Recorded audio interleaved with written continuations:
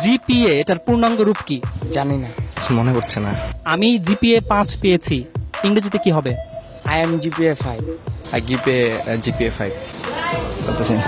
আন্তর্জাতিক মাতৃভাষা দিবস কবে? জানি না। বিজয় দিবস কবে?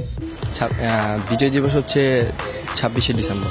মোট 13 জনকে প্রশ্নগুলো করা হয়েছিল, কিন্তু কেউই সঠিক জবাব দিতে পারেনি। কয়েক ঘন্টা আগে নাট্য ব্যক্তিত্ব শুভাশিস ভৌমিক তার ফেসবুক প্রোফাইলে শেয়ার করেছেন মাছরাঙ্গা টেলিভিশনের একটি ভিডিও, যেখানে রিপোর্টার আনোয়ার হোসেন এই বছরের কিছু জিপিএ 5 প্রাপ্ত ছাত্রছাত্রীদের ইন্টারভিউ নিয়েছেন। দুঃখজনক হলেও এইটাই এখন বাস্তব চিত্র আমাদের দেশের কোমলমতি শিক্ষার্থীদের। শুভাশিস ভৌমিক একটি ক্যাপশন দিয়ে এই ভিডিওটি আপলোড করেছেন এবং তিনি লিখেছেন, এ কি ভয়াবহ অবস্থা, এ তো বিশ্বাস করা কঠিন। এই যদি হয় প্রকৃত চিত্র, সামনে অনেক ভয়াবহ দিন আসছে, আর এই সব কোমলমতি ছাত্রদের ভবিষ্যৎ ভেবে শঙ্কিত হচ্ছি। শুভাশিস ভৌমিকের এই ভিডিওটি এখন ফেসবুকে অনেক বেশি ভাইরাল। 50,000-এরও বেশি বার এটি শেয়ার করা হয়েছে এবং এই ভিডিওর ভিউ 6,70,000-এরও বেশি। জিপিএ 5 প্রাপ্ত ছাত্রছাত্রীদের এরকম দুঃখজনক অবস্থা দেখে এই বিষয়ে শিক্ষাবিদ মোহাম্মদ জাফর ইকবাল বলেন, আমরা দেখি বিশ্ববিদ্যালয়ে ভর্তি পরীক্ষায় জিপিএ 5 তারা পাস পর্যন্ত করতে পারে না।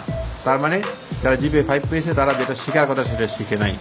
তার মানে হচ্ছে কি এই জিপিএ 5টা সত্যিকার জিপিএ 5 না, তাদের হাতে জিপিএ 5টা তুলে দেওয়া হচ্ছে। এখন শিক্ষার গুণগত মানটা যদি বাড়ানো না হয় তাহলে শুধুমাত্র সংখ্যা দিয়ে আসলে কোনো লাভ হবে না। অন্যদিকে শিক্ষার্থীরাও জানালেন যে তারা সিলেবাসের বাইরে কম যান এবং এর কারণেই তারা উত্তরগুলো দিতে পারছেন না।